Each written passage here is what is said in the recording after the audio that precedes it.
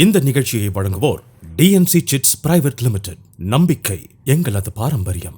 நீங்க DNC chits பத்தி மேலும் தெரிஞ்சுக்க டிஸ்கிரிப்ஷன்ல இருக்கிற லிங்கை கிளிக் பண்ணி உங்க பெயர் மற்றும் போன் நம்பரை பதிவு செய்யுங்க. எங்களோட சேவை மையத்திலிருந்து உங்களை தொடர்பு கொள்வாங்க.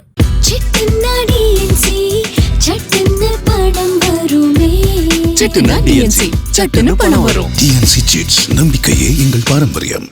தொடக்கத்தில் அவரை பற்றி சொல்கின்ற பொழுது அரசியல் ஆளுமை என்று சொன்னார்கள்.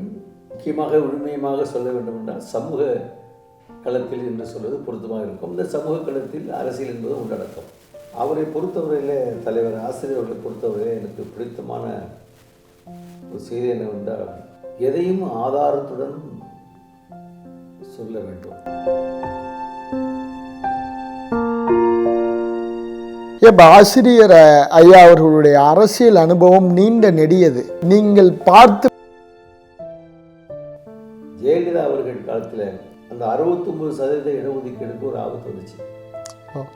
உச்சநீதிமன்ற தீர்ப்பின் காரணமாக இந்த 69% இடஒதுக்கீட்டை எப்படி பாதுகாப்பது? ஏனென்றால் உச்சநீதிமன்றம் 50% மேல் போகக்கூடாது என்று சொல்லிவிட்டார். அந்த நேரத்திலே தலைவர் ஆசிரியர் அவர்கள் ஒரு வழிமுறை சொன்னார். ஒரு மாநில அரசாங்கமே அதை செய்யலாம். ஐயா, ஆசிரியர் பல்வேறு புத்தகங்கள் எழுதியிருப்பாங்க. உங்கள் நெஞ்சுக்கு உங்களுடைய இதயத்திற்கு நெருக்கமான புத்தகமாக நீங்கள் நினைக்கிறது? சங்கராச்சாரியார் யார் என்ற ஒரு புத்தகம், ஒரு 10 சொற்கள் தான், சென்னையில் முக்கியமான நகரங்களில். அந்த புத்தகத்தில் சொல்லப்பட்ட கருத்துக்கோ தகவலுக்கோ இதுவரை ஒரு வரி மறுப்பு கூட யாராலும் சொல்லப்பட முடியவில்லை.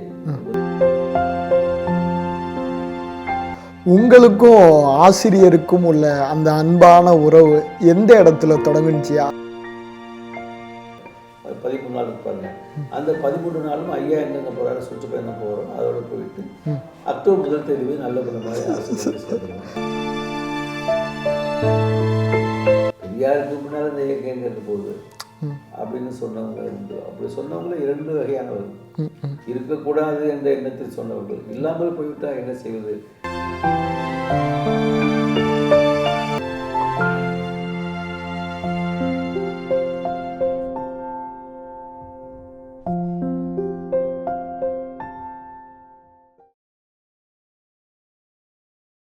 அன்பு வணக்கம்.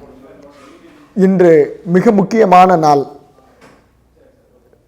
சமூக நீதி வரலாற்றில், தமிழக அரசியல் வரலாற்றில் நெடுநீண்ட பயணம் பயணித்த ஒரு ஆளுமையின் பிறந்த நாள். ஆம், அவர்தான் திராவிட கழக தலைவர் ஐயா ஆசிரியர் வீரமணி அவர்களின் பிறந்த நாள். அவரின் நினைவலைகளை, அவரின் சித்தாந்த புரிதலை நமக்கு எடுத்துரைக்க வருகிறார் திராவிட கழக துணைத் தலைவர் களி பூங்குன்றன் ஐயா அவர்கள். அவரை வரவேற்று நிகழ்ச்சிக்குள் செல்வோம். வணக்கம் ஐயா. வணக்கம் ஐயா. ஆசிரியர் கி வீரமணி ஐயாவிடம் உங்களுக்கு ரொம்ப பிடிச்ச விஷயம் என்ன ஐயா? தொடக்கத்தில் அவரை பற்றி சொல்கின்ற பொழுது அரசியல் ஆளுமை என்று சொன்னார்கள். முக்கியமாக உண்மையமாக சொல்ல வேண்டும் என்றால் சமூக களத்தில் என்று சொல்வது பொருத்தமாக இருக்கும். இந்த சமூக களத்தில் அரசியல் என்பது உள்ளடக்கம். அவரை பொறுத்தவரையில் தலைவர் ஆசிரியர் அவர்களை பொறுத்தவரையில் எனக்கு பிடித்தமான ஒரு செய்தி என்னவென்றால் எதையும் ஆதாரத்துடன் சொல்ல வேண்டும். இரண்டாவதாக கடுமையாக உழைக்க வேண்டும். நேரம் காலம் பாராமல் கடுமையாக உழைக்க வேண்டும். எதையும் துல்லியமாக செய்ய வேண்டும். இவைதான் அவரிடத்தில் முக்கியமாக நாம் தெரிந்து கொள்ள வேண்டியதும் கற்றுக்கொள்ள வேண்டியதும் என்று நான் கருதுகிறேன். இப்போ ஆசிரியர் ஐயா அவர்களுடைய அரசியல் அனுபவம் நீண்ட நெடியது. அவருடைய நீண்ட நெடிய அரசியல் அனுபவத்தில் நீங்கள் பார்த்து பிரமித்த விஷயம் ஏதாவது இருக்கா? அரசியல் மீண்டும் சொல்கின்றேன், சமூக நீதி களத்தில், சமூக களத்திலே அரசியல் ஒரு பங்கு. அவரை பொறுத்தவரையிலே தந்தை பெரியார் அவரிடத்திலே ஒரு 10 வயதுக்கு அவர் அறிமுகமானவர். தொடர்ந்து தந்தை பெரியார் மறைவு உற்ற காலம் வரை உடனிருந்து அவரிடம் பல கருத்துக்களை, பல தகவல்களை பெற்றுக்கொண்டவர். எத்தனையோ செய்திகள் இருக்கின்றன அவரை பற்றி ஒரு செய்தியை சொல்ல வேண்டும். ஜெயலலிதா அவர்கள் காலத்தில் அந்த 69% இடஒதுக்கீடுக்கு ஒரு ஆபத்து வந்துச்சு. உச்சநீதிமன்ற தீர்ப்பின் காரணமாக இந்த 69% இடஒதுக்கீட்டை எப்படி பாதுகாப்பது? ஏனென்றால் உச்சநீதிமன்றம் 50% மேல் போகக்கூடாது என்று சொல்லிவிட்டது. 69% என்பது மிகவும் போராடி பெற்ற ஒரு பெரிய உரிமை சாசனம். அதற்கு ஒரு ஆபத்து வந்த நேரத்தில் எப்படி காப்பாற்றுவது என்று பல தரப்பில் உள்ளவர்களும் யோசனை செய்தார்கள், கவலையோடு சிந்தித்தார்கள். அந்த நேரத்திலே தலைவர் ஆசிரியர் அவர்கள் ஒரு வழிமுறையை சொன்னார். ஒரு மாநில அரசாங்கமே அதை செய்யலாம். இந்திய அரசியலமைப்பு சட்டம் 31C பிரிவின் கீழ் தமிழ்நாடு சட்டப்பேரவையிலேயே ஒரு தீர்மானத்தை நிறைவேற்றி நாடாளுமன்றத்திற்கு அனுப்பி நாடாளுமன்றத்தின் இரு அவைகளுடைய ஒப்புதல் பெற்று 9வது அட்டவணையில் சேர்க்கப்பட்டு குடியரசுத் தலைவருடைய ஒப்புதல் பெற்றால் அதில் நீதிமன்றம் தலையிட முடியாது என்ற ஒரு கருத்தை சொன்னார். யாரும் சொல்லாத ஒரு கருத்து. சொன்னது மட்டுமல்ல, அதற்கான ஒரு மசோதாவை தயார் செய்து கொடுத்தார், எப்படி இருக்க வேண்டும் என்று. அதற்காக ஒரு அனைத்து கட்சி கூட்டத்தை கூட்டினால் அதில் விளக்கம் சொல்வதற்கு தயார் என்று சொன்னார். அந்த அடிப்படையிலே முதலமைச்சராக இருந்த ஜெயலலிதா அவர்கள் ஒரு அனைத்து கட்சி கூட்டத்தை கூட்டினார். அந்த கூட்டத்தில் தான் எடுத்த அந்த முடிவை பற்றி விளக்கம் சொன்னார். அந்த அடிப்படையிலேயே தமிழ்நாடு சட்டப்பேரவையில் அந்த தீர்மானம் நிறைவேற்றப்பட்டு நாடாளுமன்றத்திற்கு அனுப்பப்பட்டது. அந்த 2 அவைகளிலும் நிறைவேற்றப்பட்டு சங்கர்தயாள் சர்மா குடியரசுத் தலைவர் அவர் ஒப்புதல் பெற்று இன்றைக்கு 69% இடஒதுக்கீடு தமிழ்நாட்டில் பாதுகாப்பாக இருக்குதுன்னு சொன்னால் அதற்கு ஆசிரியர்கள் தான் காரணம். இல்லை என்ன வேடிக்கைன்னா, செல்வி ஜெயலலிதா, நரசிம்மராவ், சங்கர்தயாள் சர்மா 3ம் பார்ப்பனர்கள். இந்த 3 பேரையும் பயன்படுத்தி இந்த சமூக நீதி சாதனையை சாதித்து என்பது சாதாரணமான ஒன்று இல்லை, ஒரு அசாதாரணமான ஒன்று என்பதை இந்த நேரத்தில் நான் தெரிவித்துக் கொள்ள கடமைப்பட்டிருக்கிறேன். இன்னொரு செய்தி, மண்டல் குழு பரிந்துரை பற்றி உங்களுக்கு தெரியும். அது அந்த மண்டல் குழு அதனுடைய பரிந்துரைகளையும் அரசுக்கு அளித்து விட்டது. அளித்த நிலையில் இந்தியன் எக்ஸ்பிரஸ் பத்திரிகை பரீதி மண்டல் ரிப்போர்ட் என்று ஒரு கருத்தை வெளியிட்டிருந்தது. அப்பொழுது செய்தியாளர்கள் இவர் சந்தித்த பொழுது ஹரீதி மண்டல் ரிப்போர்ட்னார். அதற்கு செய்தியாளர்கள் கேட்ட கேள்வி, இன்னும் மண்டலுக்கு அறிக்கையே வரல, நீங்கள் எப்படி ஹரீதி மண்டல் ரிப்போர்ட்னு சொல்கிறீங்கன்னு கேட்டாங்க. அறிக்கையே வராத நேரத்தில் இந்தியன் எக்ஸ்பிரஸ் பரீதி மண்டல் ரிப்போர்ட்டுங்கிறாங்க. அப்போ இந்தியன் எக்ஸ்பிரஸ் சொன்னால் எதுவும் நமக்கு சாதகமாக இருக்கிறது என்ற அர்த்தம் என்ற முறையில் தான் அதுக்கு நேரெடுப்பாக சொன்னார். அதே மாதிரியே அவர் சொன்ன மாதிரியே 27% இடஒதுக்கீடு மண்டல் குழு பரிந்துரைகளை அவங்க செயல்பாட்டு வந்து உங்களுக்கு தெரியும். இது போன்று ஏராளமான தகவல் உண்டு. பிபி மண்டல் அவர்களே பெரியாத்திற்கு வந்தார், அந்த குழு உறுப்பினரோடு. அப்பொழுது பெரியார் துறையிலே ஒரு வரவேற்பு கொடுக்கப்பட்டது. அப்பொழுது மண்டல் அவர்கள் சொன்னது, ஏற்கனவே காக்கா கலீல்கர் தலைமையில் ஒரு குழு அமைத்து பிற்படுத்தப்பட்டவர்களுக்கான பரிந்துரைகளை கொடுத்தது நேரு அவர்கள் பிரதமராக இருந்த பொழுது. ஆனால் அந்த அறிக்கை என்னாச்சுன்னு எனக்கு தெரியாது. இப்பொழுது கூட நாங்கள் அறிக்கை கொடுக்கலாம், பரிந்துரைகள் செய்யலாம், ஆனால் செயல்பாட்டுக்கு வருமா என்று சொல்ல முடியாது. அதை செயல்படுத்தக்கூடிய ஒரு நிலை இந்தியாவிலே தமிழ்நாட்டில் தந்தை பெரியார் பிறந்த மாநிலத்தில் தான் உண்டு. அதை திராவிட தலைவர் வீரமணி கண்டிப்பாக செய்வார் என்று அவர் சொன்னார். அதே போலயே தலைவர் அவர்கள் நீங்கள் அறிக்கை கொடுங்க, நாங்கள் செயல்படுத்த வைக்கிறோம்னு சொன்னாங்க. அதே மாதிரியே அந்த மண்டல் குழு பரிந்துரையை அமல்படுத்துவதற்காக இந்தியா முழுவதும் 42 மாநாடுகள் திராவிட கழகம் நடத்துச்சு. 16 போராட்டங்கள் நடத்துகிறோம். டெல்லியில் பிரதமர் இந்திரா காந்தி விட்டு முன்னாள் கூட மறியல், நாடாளுமன்றத்தின் முன்னாள் கூட மறியல், இப்படி ஒரு பெரிய அசாதாரணமான செயல் மூலமாக முதல் பிற்படுத்தப்பட்டோருக்கு ஆணை கொடுத்த அறிக்கைக்கு ஏற்பட்ட அந்த விபத்து வராமல் இன்றைக்கு இந்தியா முழுவதும் பிற்படுத்தப்பட்டவர்கள் 27% இடஒதுக்கீடு கல்வியிலும் வேலைவாய்ப்பிலும் அனுபவிக்கிறார்கள் என்றால் அதற்கு மிக முக்கியமான முழுமையான காரணம் திராவிட கழகமாவோட தலைவர் ஆசிரியர் வீரமணி என்பதை இந்த நேரத்தில் நான் தெரிவித்துக் கொள்ள விரும்புகிறேன். ஐயா, ஆசிரியர் பல்வேறு புத்தகங்கள் எழுதியிருப்பாங்க. உங்கள் நெஞ்சுக்கு உங்களுடைய இதயத்திற்கு நெருக்கமான புத்தகமாக நீங்கள் நினைக்கிறதையா? ஒவ்வொன்றும் ஒரு வகையில் சிறப்பான ஒன்று தான். பெரும்பகுதி அவருடைய உரைகள்லாம் புத்தகம் அதிகமாக வந்திருக்கு. அதில் குறிப்பாக சங்கராச்சாரியார் யார் என்ற ஒரு புத்தகம், ஒரு 10 சொற்பொழிவு தான். சென்னையில் முக்கியமான நகரங்களில் அது செயின்டா செக்டேரியன் என்று கூட ஆங்கிலத்திலும் வெளிவந்திருக்கிறது. இப்போ சங்கராச்சாரியருக்கு சீடர்கள் இந்தியா முழுவதும் இருக்காங்க. அந்த புத்தகத்தில் சொல்லப்பட்ட கருத்துக்கோ தகவலுக்கோ இதுவரை ஒரு வரி மறுப்பு கூட யாராலும் சொல்லப்பட முடியவில்லை என்பது முக்கியம். அதே மாதிரி கீதையின் மறுபக்கம் அவர் வெளிநாடு சென்ற பொழுது அந்த புத்தகத்தை எழுதினார். அந்த புத்தகமும் பார்த்தீங்கன்னா யாரும் இது வரைக்கும் கீதைக்கு உலகம் முழுவதும் பிரச்சாரம் செய்கிறார்கள். அதற்கான அறக்கட்டளைகள் உருவாக்கப்பட்டு உலகம் முழுவதும் கீதையை கொண்டு செல்வதற்கான ஏற்பாடு இருக்கிறது. ஆனால் அதை பற்றி அவர் அந்த புத்தகத்திற்கு இது வரைக்கும் இந்த பதில் இல்லை. ஒரு முறை ஒரு செய்தி சொல்லணும்னா, ராமகோபாலன் என்ன பண்ணார்னா, கலைஞர் முதலமைச்சராக இருந்த பொழுது அவர் நான் பார்க்க வரேன்னார். அவர் எதற்காக வராருங்கிறது அரசு பொறுப்பில் இருக்கிறவருக்கு உளவுத்துறை மூலம் தெரிஞ்சிருக்கும். அதுமாதிரி முதலமைச்சர் கலைஞரை கோபாலபுரத்தில் சென்று சந்தித்தார். சந்தித்து பகவத்கீதைங்கிற புத்தகத்தை கொடுத்தார், இது படிங்க. உடனே கலைஞர் என்ன பண்ணாரு, டிராயரத்தை கீதையின் மறுபக்கம், ஆசிரியர் வீரமணி அவர்களால் எழுதப்பட்ட கீதையின் மறுபக்கம் புத்தகத்தை இதையும் படிங்கன்னார். அதனால் ஆசிரியர் இது வரைக்குமே அவர் எழுதிய நூல்களுக்கு மறுப்பு இல்லை. அருண் ஷோரி அவர்கள் அம்பேத்கரை பற்றி ஒரு மோசமாக ஒரு பெரிய கடவுள் மாதிரி அவர் சித்தரிக்கிறார்கள் என்கிற மாதிரி ஒரு புத்தகம் வந்துச்சு. உடனே பெரியார் திடலில் அதுக்கு மறுப்பு சொல்லி 2 நாள் உரையாற்றி அதுவும் புத்தகமாக வந்திருக்கிறது.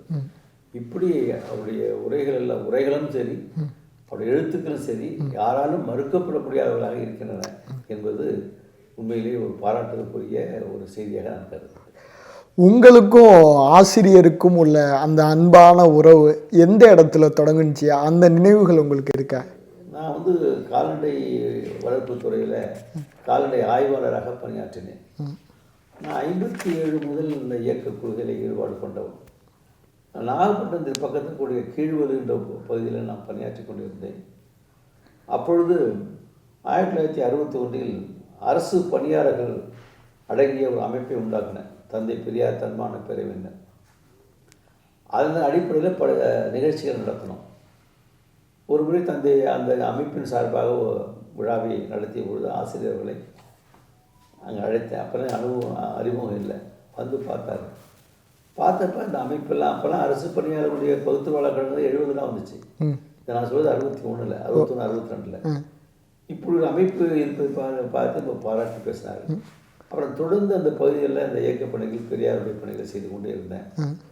அப்படி தொடர்பான பணிகளை பார்த்ததுக்கு பின்னால் தான் அவருக்கு எனக்கும் அந்த பகுதியில் எங்கே வந்தாலும் ஐயா கூட்டமாக இருந்தாலும் சரி, ஆசிரியர் கூட்டமாக இருந்தாலும் சரி, தஞ்சை மாவட்டத்தில் எங்கே இருந்தாலும் போய் நிற்பேன். அலுவலக பணிகளை முடித்து விட்டு நிற்பேன். அதன் மூலமாக ஒரு தொடர்பு எங்களுக்கு ஏற்பட்டதுக்கு பின்னால் ஆசிரியர் அவர்கள் ஆண்டுதோறும் தந்தை பெரியார் பிறந்தநாள் விழா மலரை தயாரிப்பார் விடுதலை சார்பாக. அப்போது ஒரு தடவை 65 அல்ல 66 இருக்கலாம். நீங்கள் செப்டம்பர் மாதத்தில் நீங்கள் இந்த மலர் பணிக்கு கொஞ்சம் நீங்கள் ஒத்துழைப்பு கொடுத்தா நல்லா இருக்கணும்னு சொன்னார். அந்த மாதிரி அந்த ஒரு மாதம் பார்த்தீங்கன்னா என்னுடைய எஸ்ஆரில் சர்வீஸ் இதில் பார்த்தீங்கன்னா இப்போ பணி பதிவேட்டில் செப்டம்பர் மாதம் தான் சிக் லீவாக இருக்கும்.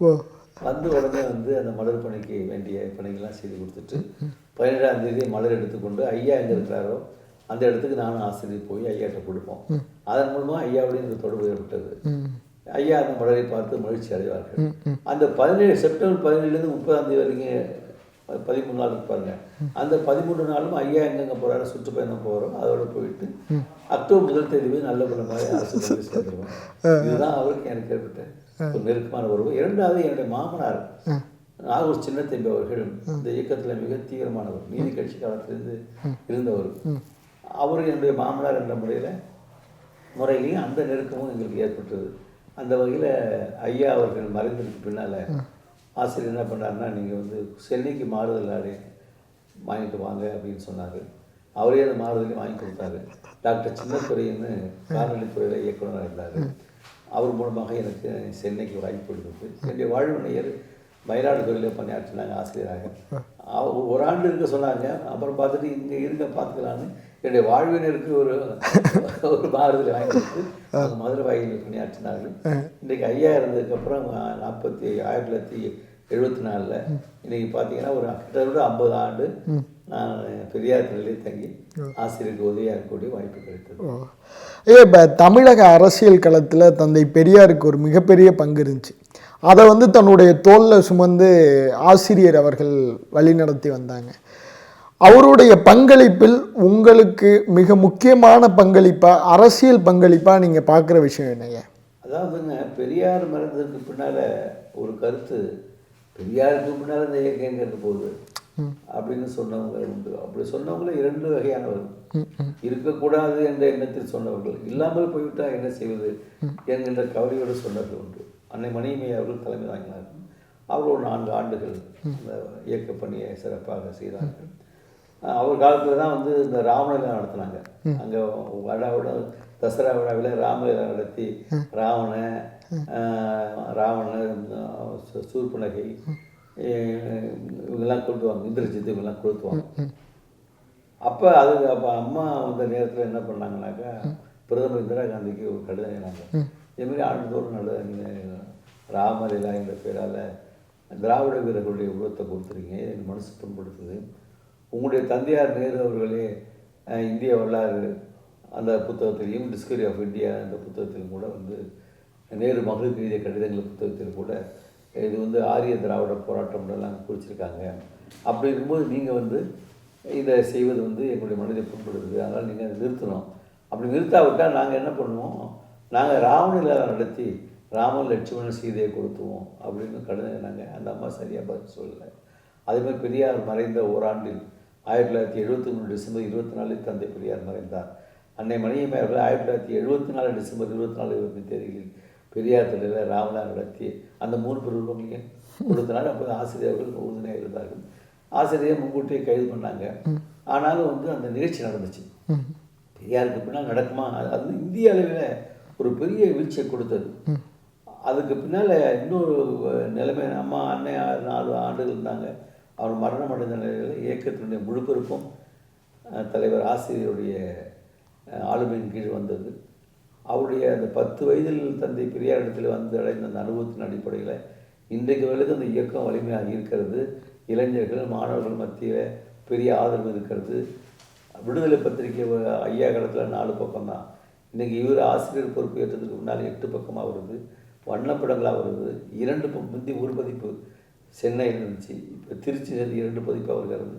ஏராளமான இயக்க வீரர்கள் வந்து கொண்டு இருக்கின்றன, மாநாடுகள் நடந்து கொண்டு இருக்கின்றன. காணொலி, இந்த கரோனா காலத்தில் கூட ஒவ்வொரு நாளும் காணொலி மூலமாக கருத்துக்களை, தந்தை பெரியார் கருத்துக்களை எடுத்து பிரச்சாரம் செய்து கொண்டு இருந்தார். ஓய்வு அறியாத ஒரு பெரிய உழைப்பார். இன்னொன்று, விடுதலை பத்திரிகையுடைய ஆசிரியராக 1962 தந்தை பெரியாரால் அவர் நியமனம் செய்யப்பட்டார். அப்போ சட்டக்கல்லூரி முடித்து வந்த நேரம். அப்பொழுது ஐயாவே அந்த விடுதலை ஆசிரியர் பொறுப்பு நாற்காலியில் போய் உட்கார வச்சார். உட்கார வச்சுன்னு அப்போ அவருக்கு கொஞ்சம் பயம் இருந்துச்சு. எனக்கு அந்த அனுபவம் இல்லை, எனக்கு ஒரு பெரிய பொறுப்பை கொடுக்குறீங்களே அப்படின்னு சொன்ன பொழுது கூட அவர் என்ன சொன்னார்னா, ஐயா என்ன சொன்னார்னா, வெறுமனே உங்களுக்கு ஆங்கிலம் தெரியுங்களே, நான் தெரியும், இந்து பத்திரிகையில் என்ன தலைங்கிறாங்களோ அது நேர் சொன்னார். இப்படி ஒரு வலுக்கட்டாயத்தின் அடிப்படையில் தான் நுழைஞ்சேன். நீங்கள் நுழைஞ்சு பார்த்தீங்கன்னா இன்றைக்கி 62 வந்தவரை இன்றைக்கி 60 ஆண்டு பத்திரிகைக்கு ஆசிரியர்ங்கிறது ஒரு கிண்ண சாதனை. யாருமே ஒரு பத்திரிகைக்கு 60 ஆண்டு தொடர்ந்து ஆசிரியராக இருந்தார் என்பது ஒரு பெரிய கிண்ண சாதனை. அந்த விடுதலை தலையங்கங்கள், அறிக்கைகள் எல்லாமே ஆட்சியில் உள்ளவர்களிடத்திலேயே ஒரு பெரிய மாறுதல் உண்டாக்கியிருக்கு. விடுதலையில் எழுதப்படுகின்ற தலையங்கள் அறிக்கையின் காரணமாகவே சில ஆட்சியாளர்களுடைய சட்டங்கள் மாற்றப்பட்டிருக்கின்றன, புதிய சட்டங்கள் உருவாக்கப்பட்டிருக்கின்றன. ஆகவே தந்தை பெரியாருக்கு பின்னாலே அவர் என்ன நினைத்தாரோ, என்ன எதிர்பார்த்தாரோ அந்த காரியங்கள்லாம் தலைவர் ஆசிரியர் வீரமணி தலைமையில் நடந்திருக்கு. இந்த முக்கியமாக சொல்ல வேண்டும் என்றால், பல சீர்திருத்த இயக்கங்கள் இந்தியாவில் தோன்றிருக்கு. உங்களுக்கு வடக்கே வந்து மகாத்மா ஜோதிபாபுடைய சத்திய சோதகன்னு அமைப்பு உண்டாக்குனார், சமூக சீர்திருத்த இயக்கம். ஆனால் அவருக்கு பின்னால் அந்த இயக்கம் இல்லை. அதேமாதிரி கேரளாவில் SNDP யோகம்னு நாராயணகுரு ஒரு சமூக சீர்திருத்த இயக்கம் இன்றைக்கி இருக்கிறது தெரியல, அரசியலில் கலந்துருச்சு. இப்படி ஆனால் தந்தை பெரியாரால் உண்டாக்கப்பட்ட திராவிட கழகம் மட்டும் அவருடைய காலத்துக்கு பின்னாலும் கூட தொலைநோக்கோடு அவர் செய்த ஏற்பாட்டின் காரணமாக வலுவாக இருக்கிறது, அமைப்பு இருக்கிறது, அதுக்கான தலைமை இருக்கிறது. அவர் என்ன எதிர்பார்த்தாரோ அந்த காரியங்கள் நடந்து கொண்டிருக்கின்றன. தந்தை பெரியார் கடைசியாக அறிவித்த போராட்டம் அனைத்து சாதியினருக்கும் அரசியல் உரிமை என்பது. அது உடனே ஐயா இருக்கின்ற காலத்திலேயே அந்த போராட்டத்தை அறிவித்தார். அன்றைக்கு இருந்த கலைஞர், முதலமைச்சர் கலைஞர் அவர்கள், ஐயா அவர்களே, உங்களுடைய சீடுகள் நாங்கள் ஆட்சியில் இருக்கிறோம், நாங்கள் இருக்கும்போது நீங்கள் போராட வேண்டிய அவசியம் இல்லை, நாங்களே சட்டம் கொண்டு வரோம்னு சொன்னாங்க. சட்டம் கொண்டு வந்தாங்க. உச்சநீதிமன்றத்திற்கு போய் பார்ப்பனர்கள் சென்று படையெடுத்து அதுக்கு முடக்கிட்டாங்க. அதற்கு பின்னால் அன்னை மணியம்மையார் தலைமையேற்று அதற்கான பல போராட்டங்கள் நடைபெற்றது. ஒன்றிய அமைச்சர் வந்த பொழுதெல்லாம் கருப்பொடி காட்டப்பட்டது. அதற்கு பின்னால் ஆசிரியர் அவர்கள் தலைமையேற்றதற்கு பின்னாலும் தொடர்ந்து அதற்கான போராட்டங்கள் தொடர்ந்து நடந்து கொண்டு இருந்தன.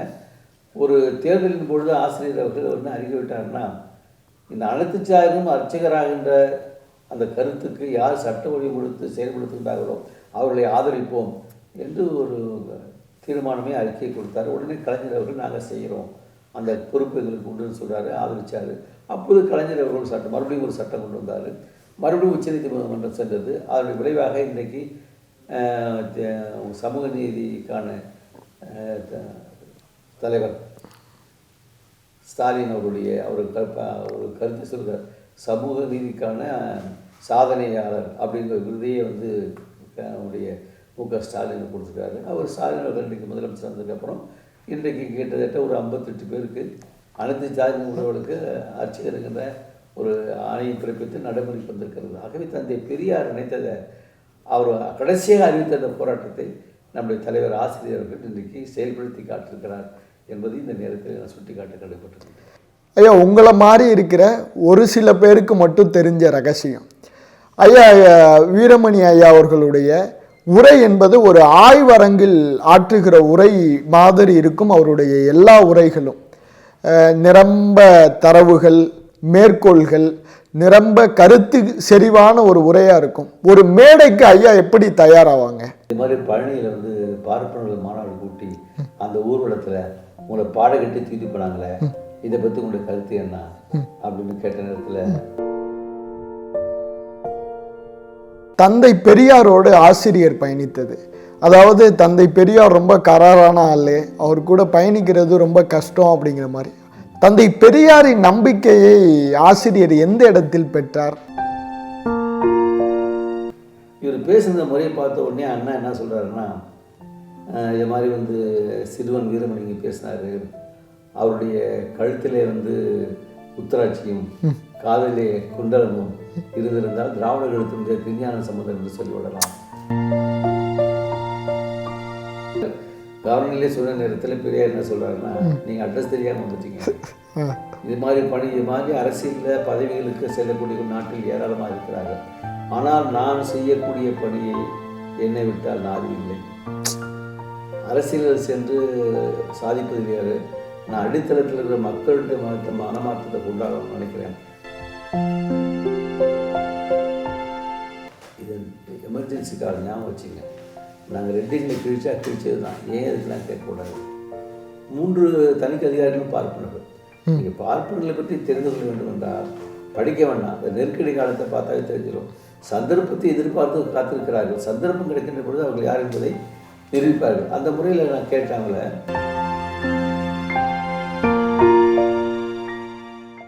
இந்த நிகழ்ச்சியை வழங்கியோர் டிஎன்சி சிட்ஸ் பிரைவேட் லிமிடெட். நம்பிக்கை எங்களது பாரம்பரியம். நீங்க டிஎன்சி சிட்ஸ் பத்தி மேலும் தெரிஞ்சுக்க டிஸ்கிரிப்ஷன்ல இருக்கிற லிங்கை கிளிக் பண்ணி உங்க பெயர் மற்றும் போன் நம்பரை பதிவு செய்யுங்க. எங்களோட சேவை மையத்திலிருந்து உங்களை தொடர்பு கொள்வாங்க.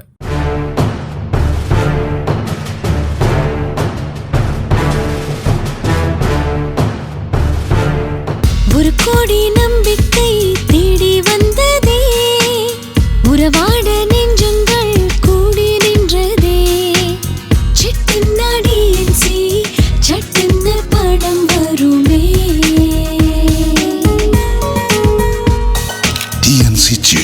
நம்பிக்கையே எங்கள் பாரம்பரியம்.